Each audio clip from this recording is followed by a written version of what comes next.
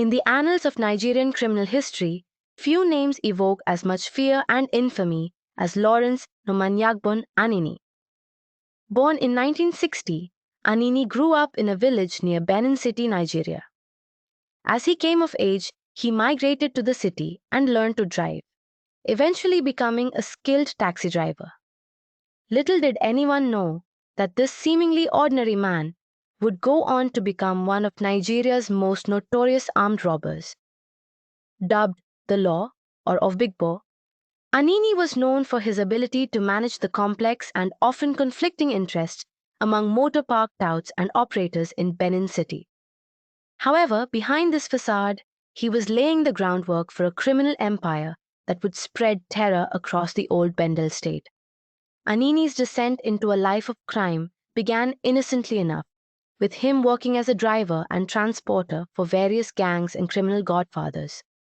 As he became more deeply involved in the underworld, he decided to create his own gang, which included the likes of Monday Ozenbo and Ofege. Together, they embarked on a spree of car hijackings, bus robberies, and bank heists. As the months passed, Anini and his gang's criminal activities escalated, leaving a trail of bloodshed and destruction in their wake. Their reign of terror reached its peak in 1986, when they committed a fatal bank robbery that resulted in the deaths of police officers and innocent civilians. During this period, there were suspicions that some members of the police force were complicit in Anini's criminal operations. This alleged collusion allowed the gang to operate with impunity, and it further emboldened them to commit more daring and violent crimes. The media and the public were captivated by Anini's audacity and boldness.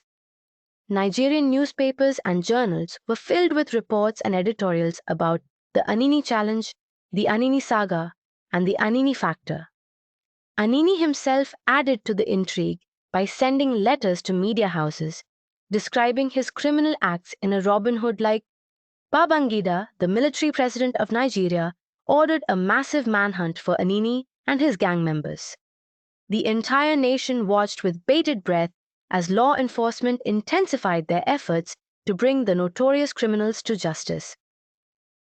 Finally, on a fateful day in December 1986, Superintendent of Police Kayo Wanreroro led a team that cornered Anini at No 26, Oyemoza Street, Benin City. The days of terror came to an abrupt end as Anini was arrested in the company of 6 women. With Anini's capture, the nation breathed a collective sigh of relief. His reign of terror had come to an end, but his name would live on in infamy. The story of Lawrence Anini serves as a reminder of the dark side of humanity and the devastating impact of crime on society. Though years have passed since Anini's capture, his name continues to be synonymous with violence and lawlessness in Nigeria's history.